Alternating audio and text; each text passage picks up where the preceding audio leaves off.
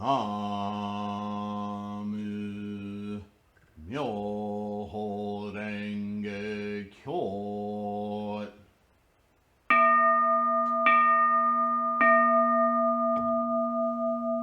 나무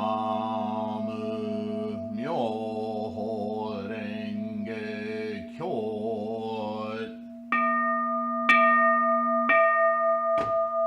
나무 묘호랭개교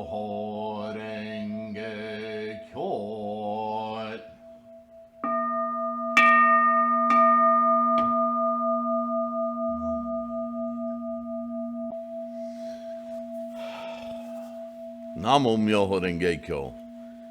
Hello, everyone. Good to see you here. I don't know when you'll watch this video, but it is January 1st, 2022. So I feel obliged to say Happy New Year. Every day is a Happy New Year, really.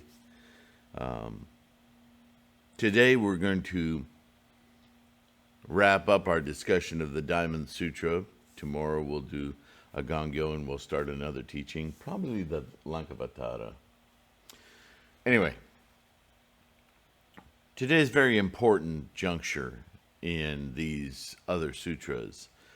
The Diamond Sutra, part of the Perfection of Wisdom Sutras, makes a very, very critical point. And I've talked about this in other videos about while talking about the Lotus Sutra, talking in general. It's something that eludes many people, and they get stuck on this term of emptiness, right? And we keep trying to figure out what that is. What is emptiness? And we talked, Nagarjuna talked at length in the Madhyamika. And of course, I didn't read the whole thing with you. But one of the reasons he felt compelled to really disassemble this emptiness thing was because of the state of things in his time, around 100, 150 AD, as there'd been all this perfection of wisdom discourse, and people were still struggling with the idea of this Dharma, this teaching, this way, this raft crossing the sea of anxiety and stress and sufferings and so on and so forth. You see, the idea of leaving one shore, navigating to the other shore in samsaric reality has a lot of, I was going to say pitfalls, but I don't know that that's, we stick to our samsaric identification so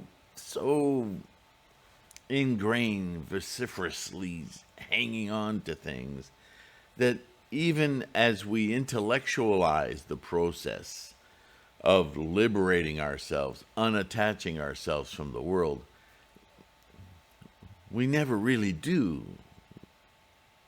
So what's the point? So one way that students choose to liberate themselves is to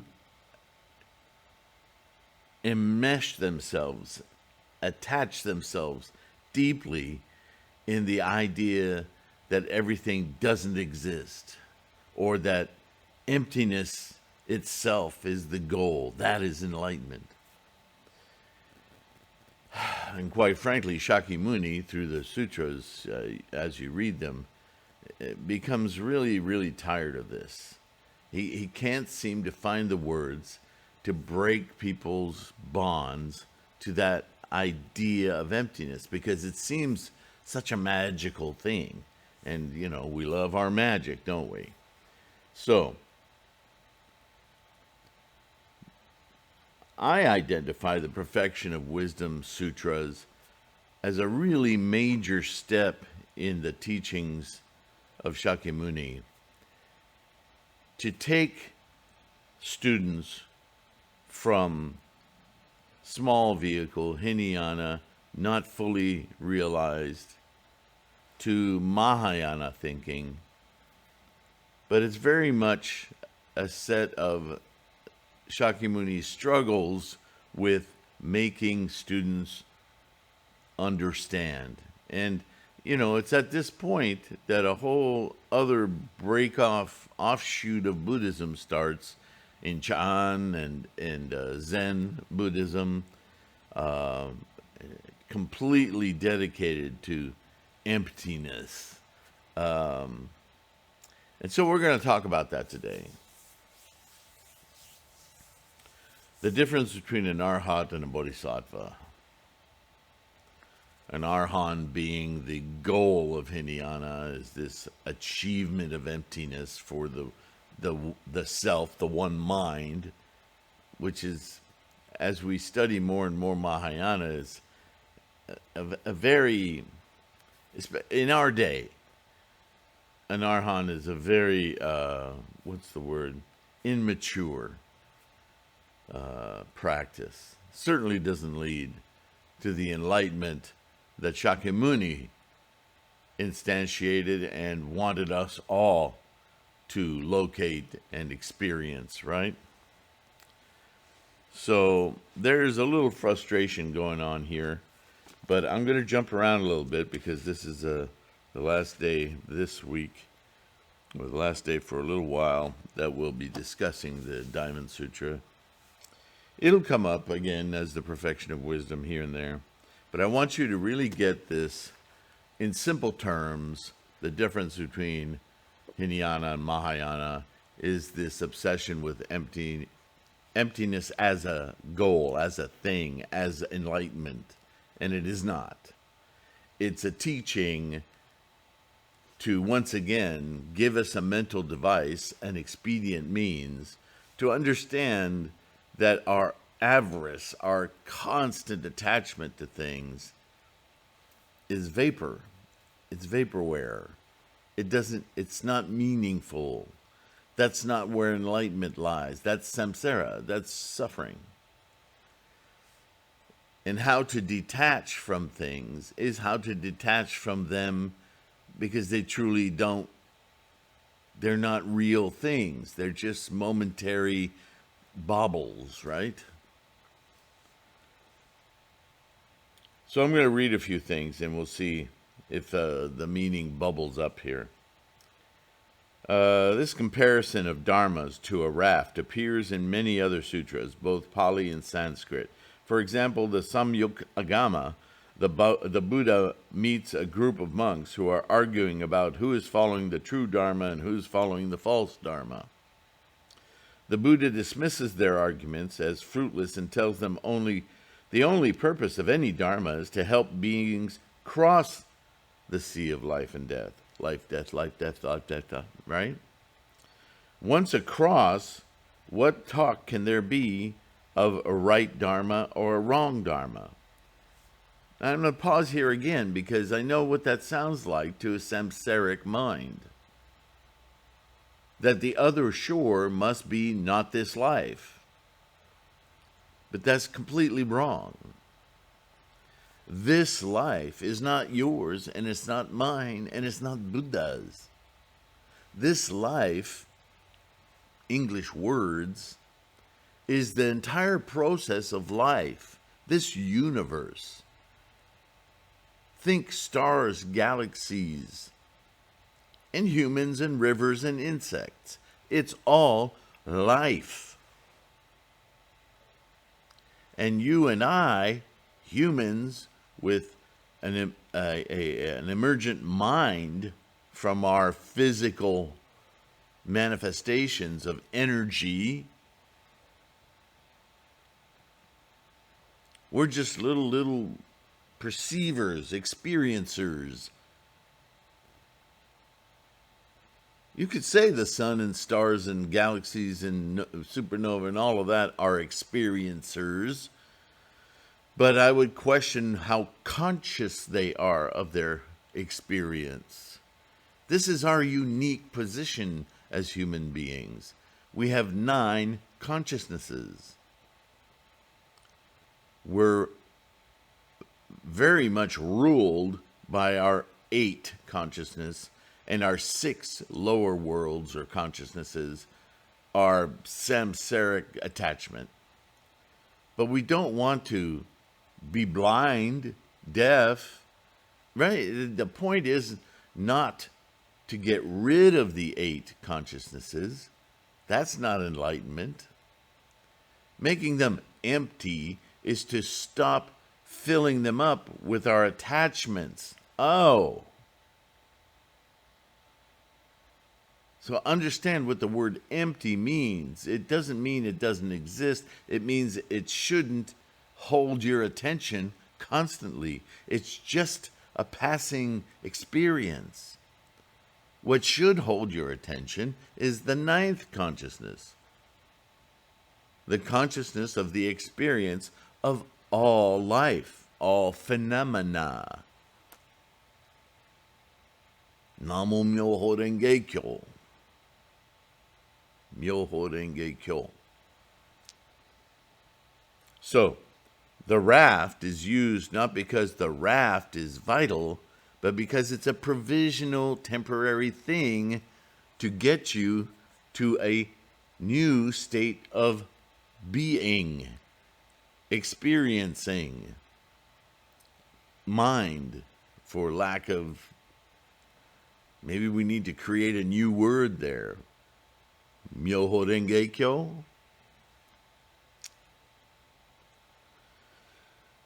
The Buddha dismisses their arguments as fruitless and tells them the only purpose of any dharma is to help beings cross the sea of life and death. Once across, what talk can there be of a dharma or right dharma or wrong dharma? The Buddha also uses the metaphor of medicine in the same way, urging his disciples not to become addicted to a medicine that cures their illness, lest they exchange one illness for another.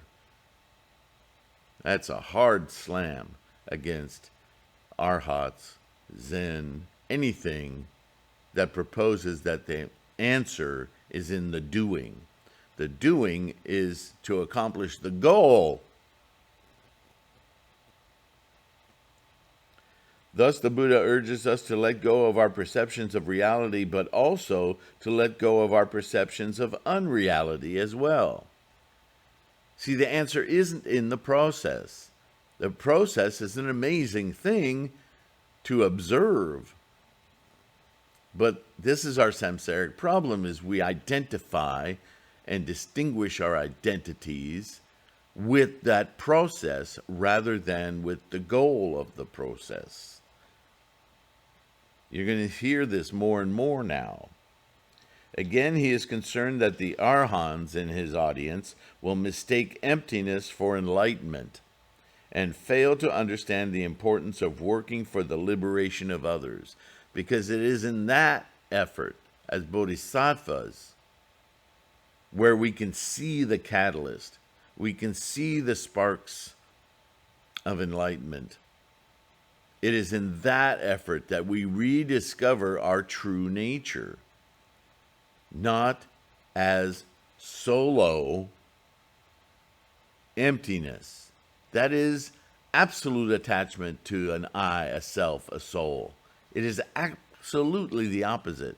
It's like taking the raft and then setting up shop in the middle of the river and declaring with a loud voice, I am liberated. No. Do you understand the problem with that statement? I have left the shore of birth and death cycles. Yeah, but where have you gotten? You're going to drown in the middle of the river, convincing yourself that you've achieved what you have not. Sangha says, not clinging but adapting. We realize all dharmas, like rafts we leave behind, their hidden meaning is the same.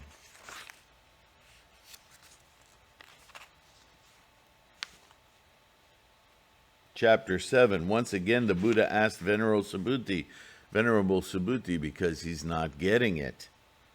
What do you think, Subhuti? Did the Tathagata realize any such dharma as unexcelled perfect enlightenment? And does the Tathagata teach any such dharma?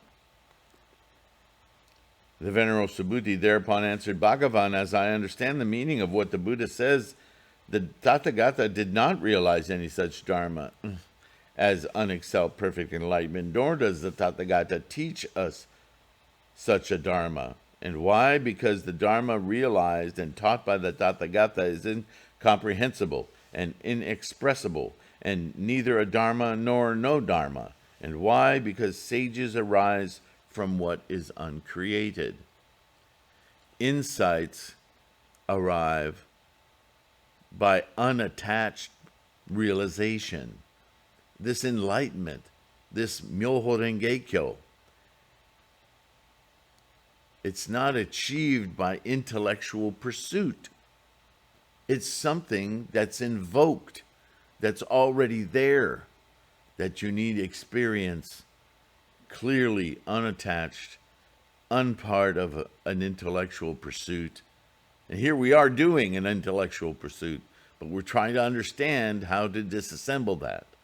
That's why the perfection of wisdom sutras are so significant.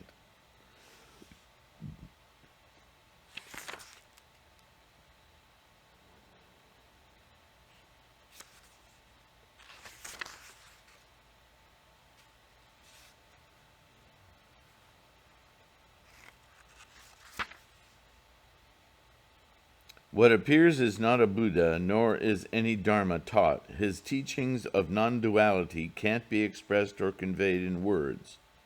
Vasubandhu says, this explains that Shakyamuni is the incarnated body of a Buddha, which never actually realizes enlightenment or teaches dharmas or liberates beings. By his teachings of non-duality is meant he does not teach, and what is said or what is heard is neither grasped as a dharma nor a no dharma. Thus dharmas and no dharmas, and those that are not no dharmas, are taught according to the meaning of reality. And why is the focus on teaching and not on realization? Because teaching is the manifestation of realization.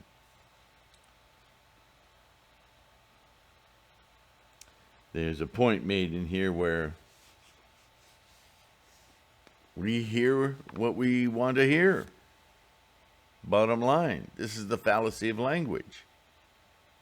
We think we're transmitting knowledge, but we're transmitting words. And the hearer is listening to words and making of them whatever the hearer is comfortable making of them. Therefore, the idea of a teaching, as I always say, it happens within our own minds. It's never transferred. There's a desire transferred. There's a finger pointing transferred. This is the difficult work of Bodhisattva. Ultimately, all our words to one another are an effort to lead to Myoho Renge Kyo. Just do this, and you will, for yourself, realize, attain insight to your always existent Buddha nature. Buddha, remember in the realizations we talk about the Buddha of absolute freedom, the timelessness of Buddha, that state of mind. Think of the universe pre-birth. It's a state of unagitated energy. It's not doing anything. It's potential anything. It's doing, not happening. Only in the moment that energy starts doing work, energy plus work, does time begin, space-time. Without energy at work, there is no space, there is no mass, there is no thingness. And with thingness, time is created. because thingness requires time to express and takes space, time. We need like a different word for that, because it's really one word, space-time. And so if we can, with our minds, perceive the nature of all phenomena, our minds reside in energy rather than thingness. That's unattached. The energy of the ninth consciousness. Not the thing of it.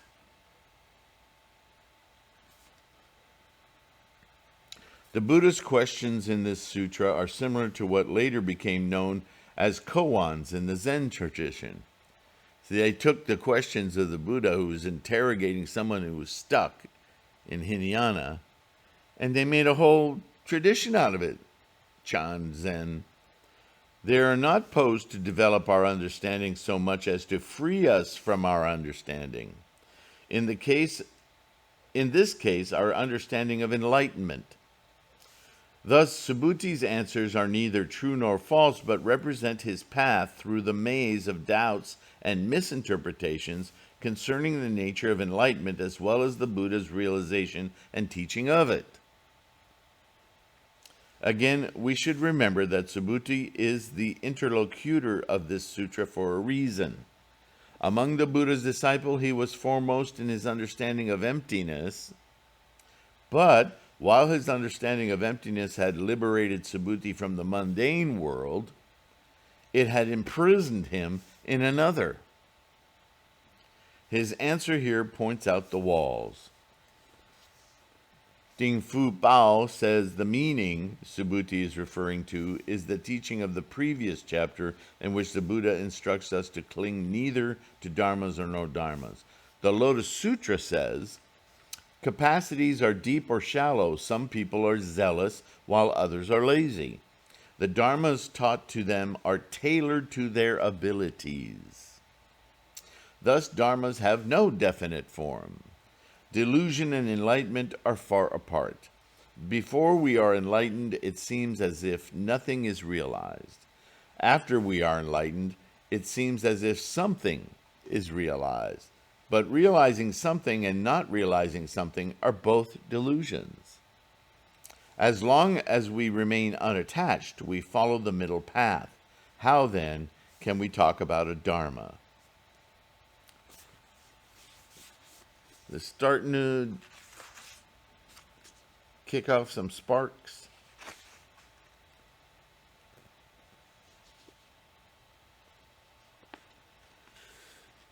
Yeah, there's a lot of different scholars quoted in this book. Sheng Chao, enlightenment has no form and cannot be grasped. All dharmas are empty and cannot be taught. Thus they have no distinct reality. So that's an interesting point too. If you think that Myoho Renge Kyo is something that has a couch in it, you can go sit in and feel like you've accomplished something, you're missing it again. You're just thingifying. There's something else I wanted to read in here.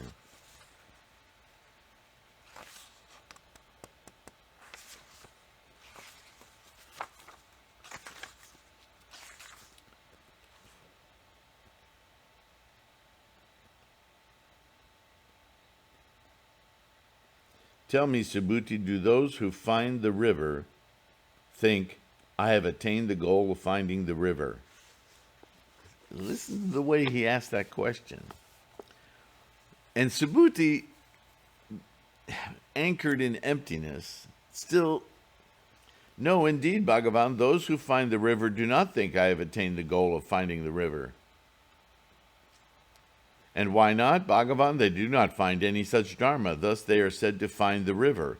They do not find a sight, nor do they find a sound, a smell, a taste, a touch, or a dharma. Thus they have been said to find the river. Bhagavan, if those who found the river should think I have attained the goal of finding the river, they would be attached to a self. They would be attached to a being, a life, and a soul. Okay, yeah, you know the rhetoric.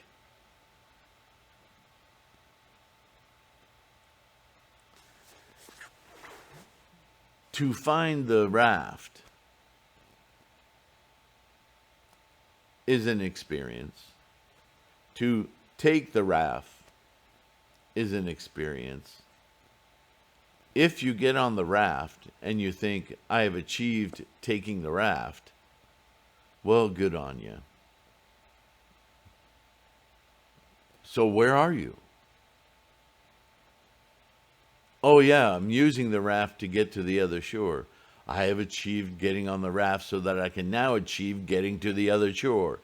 On and on and on. It's all about self. All the while, before finding the river, before finding the raft, before getting on the raft to go to the other shore, Buddha is along for the ride. All the while being missed. That ninth consciousness doesn't just appear. It's there all along. Realizing it is an English word constructed of the very samsaric attachments that we're conditioned to. That's why he says realizing Buddhahood is not realizing Buddhahood. Because Buddhahood is there all along. We don't have to realize it. We simply need to open our eye, our consciousnesses to their foundation. Experience fully all the toys of samsara. Enlightenment isn't empty. It's just free of all the stuff that's in it. It's unaffected. It's affected, not effected. It's affected with compassion for this tremendous, huge drama that is life, that is shared by everything, but not of those things. It's pre-existent to those things. Myoho Renge Kyo.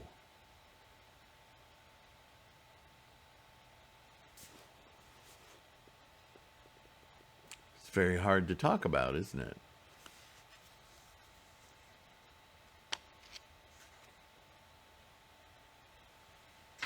Yeah, he's taking it apart. While Subhuti reconsiders the nature of enlightenment and the origin of sages, the Buddha asks him about 4 stages of practice through which Subhuti and his fellow Shravakas have passed on their way to sagehood. As their names make clear, all 4 reflect a concern with ending the cycle of birth, death, birth, death, birth, death. But if these would be sages succeeded in not being reborn, how then could they arise from the uncreated? Such a goal is sterile. There is no compassion in Subhuti's path. Despite its emphasis on detachment, it is self-centered, not being-centered. The Sravaka's quest for no rebirth is not the same as the Bodhisattva's realization of no birth. The difference is profound. Shravakas dam the river, Bodhisattvas swallow it at the source. What a great analogy.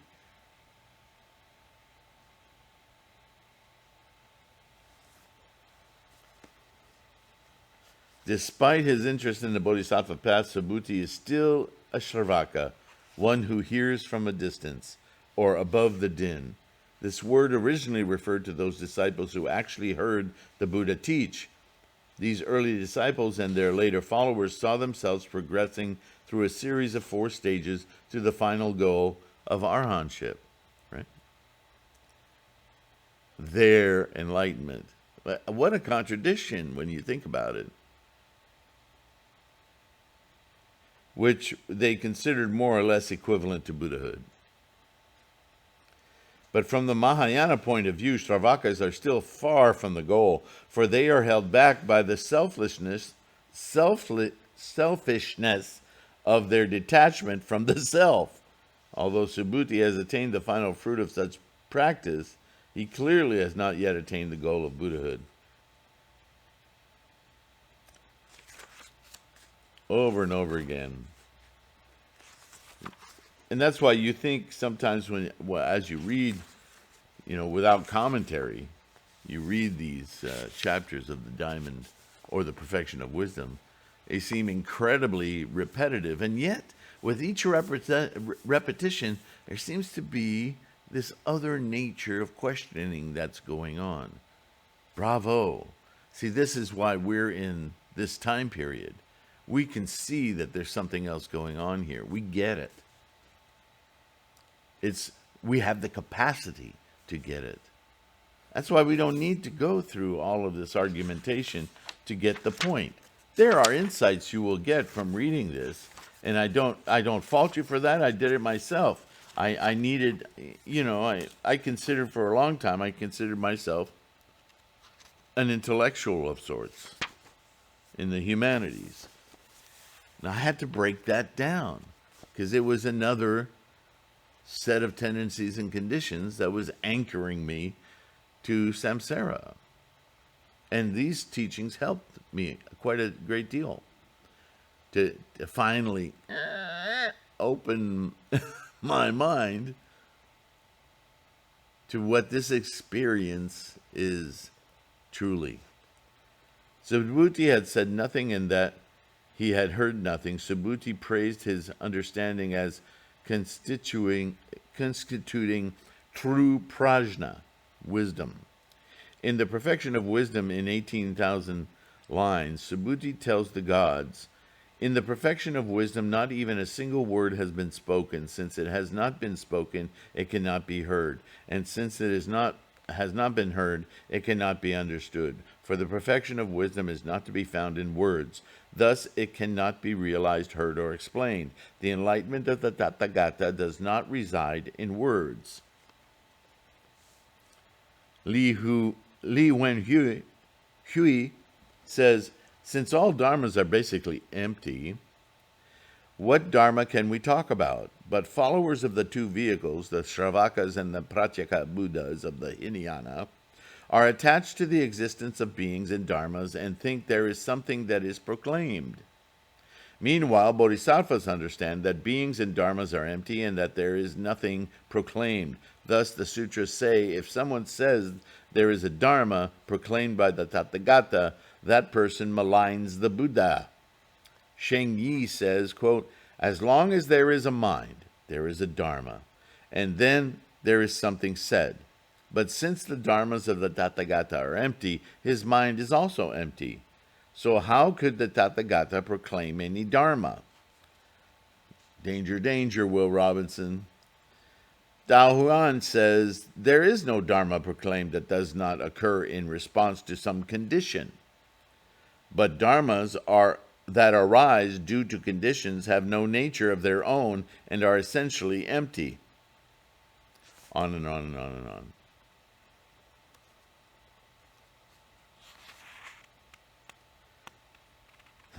The Buddha said, Subhuti, what do you think? Are all the specks of dust in the billion world system of a universe many? See, he traps him again.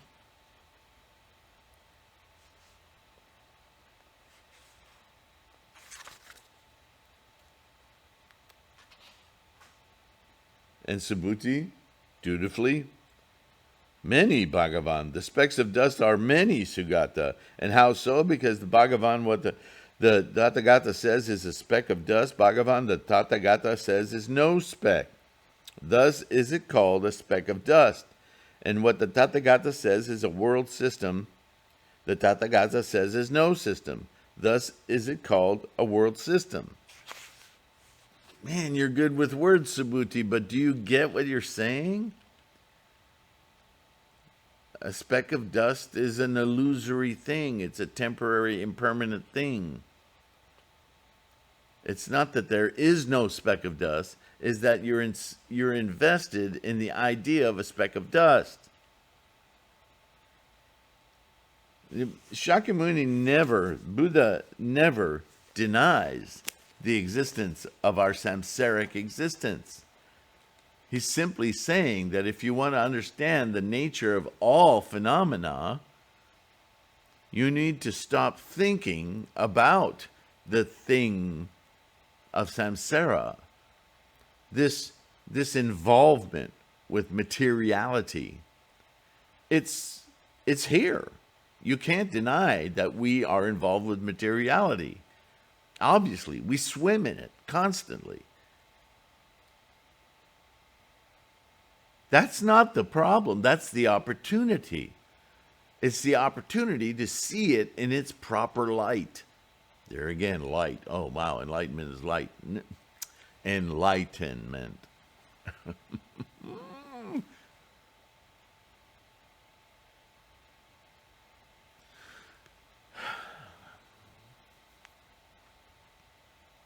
You give a child Legos. The child learns to play with the Legos. Then you take the Legos away, and the child screams bloody murder. What happened? When the child plays with the Legos, the child has a sense of power, happiness, joy. But part of that child's mind is anchoring those sensations to the Legos. That's the problem. If the child could simply sit and contemplate the Legos and everything, including its own body, as that same happiness, joy experience, then the Legos would be something to play with without imbuing them with happiness. This is what the very basics of the perfection of wisdom. To understand, to realize, to enlighten to words, to focus on that exalted experience without reference to thing, including self. I am happy. No, experience happy. I am coursing in happy, in joy, in wowness. It's easier to understand a child in this analogy than ourselves. When I said I'd take away the Legos from the child, did any of you mistake what was happening there? Am I taking away that child's happiness and creating suffering for it? Who's doing the attachment? Who's losing something?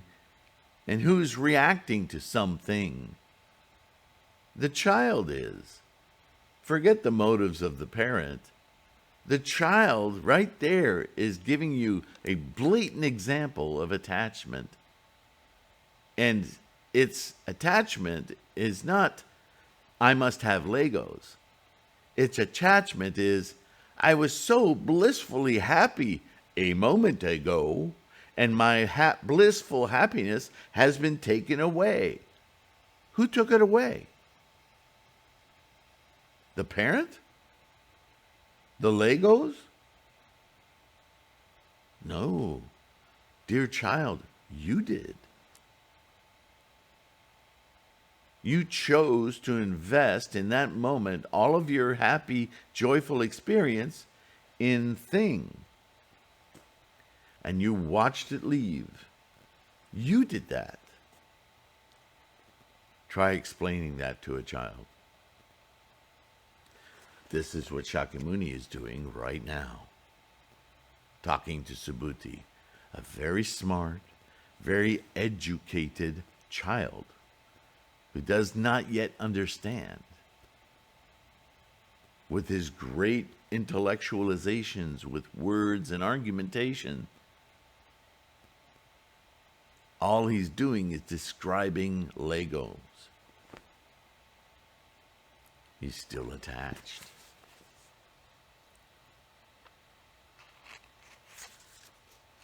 Now, I can go on and on. By chapter 14, finally, Subhuti is overwhelmed by this teaching.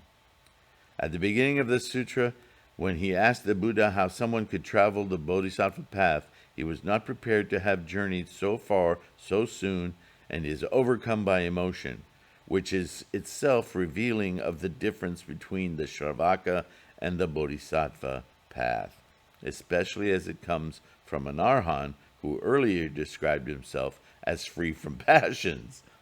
This is an example of what later became known as the sudden enlightenment school of Buddhism, in which the emotional impact of a teaching does what meditation and reflection was unable to do. And at this point, this is a great, really good book investigating the perfection of wisdom. It opens your eyes to what's happening in this discourse. And I will tell you, just in that small part, the first thing I thought of was our active meditation. We don't just simply sit in our minds, which is samsara. We actively meditate with a mandala that takes us out of samsara, only to return to our samsaric ninth consciousness. It's like we have to get out of our own way in order to then re-penetrate and go, there you are.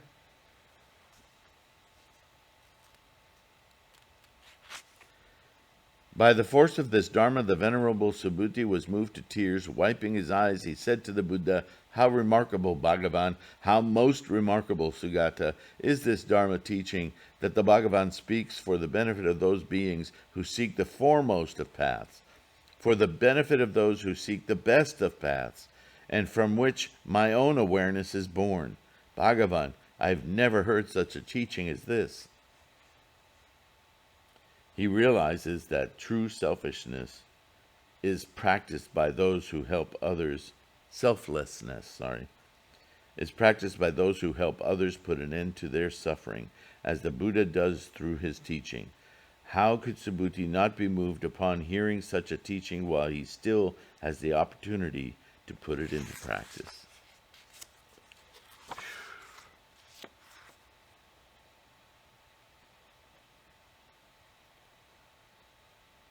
Moreover, Subhuti, wherever this sutra is explained, that place shall be honored. Whether in the realm of devas, humans, or asuras, that place shall be honored with prostrations and circumambulations. That place shall be like a stupa.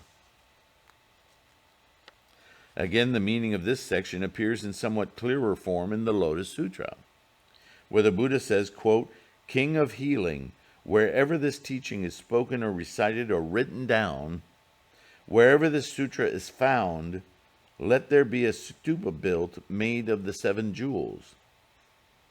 Namo Myoho Renge Kyo. Let it be high and wide and exquisitely decorated, but there will be no need to place any relics inside." And why not? Because within it shall reside the Tathagata's entire body. If there was a more clear exhortation to Nichiren to create this mandala, not a picture of a Buddha, not a picture, not a relic, not a holy thing, but an accurate finger pointing back at our own ninth consciousness, our Gohonzon. Myoho Renge Kyo.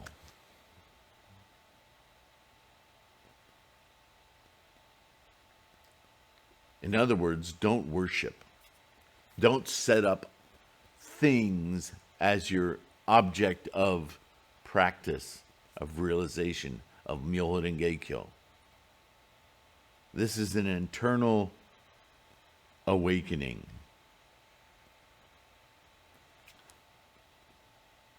Namo Myoho Geikyo. And I think with that, we can put the Diamond Sutra to rest for some time. I think maybe we can understand Nagarjuna's efforts a little bit better, because hundreds of years after the perfection of wisdom was spreading all over the place, Nagarjuna still was finding people, practicants, Buddhists, who were stuck in the ultimate self practice, not breaking free. Namo Myoho Geikyo. I'm so honored by your participation. I want to think of new ways to approach Myoho Geikyo, Lotus Sutra Buddhism. I've got some 330 odd videos just on the Gosho. I talk about and read each one. I've got something like 50 videos just going over the Threefold Lotus teachings, the Lotus Sutra, its preamble and its closing sutras, preamble, opening sutra, immeasurable meanings. So I've talked on all of these teachings with regard to the ultimate teaching of Namo Myoho Geikyo. But there's always other sutras, other teachings I could spend some time on that would help for your insights. And I really want to accomplish that. I want to support your practice. So I need you to say something in the comments, email me. And many of you do, so thank you profoundly for that. I'm very beholden to your questions and input and your practice. So let's take this year of 2022, a lot of twos, to awaken those insights, to bust apart those stubborn doubts or attachments that we either know about or still haven't found to break down. Let's make all of our experience every day amazing. Namo Myoho Geikyo. Thank you for being here. Thank you for watching these and listening to these podcasts, and for your support.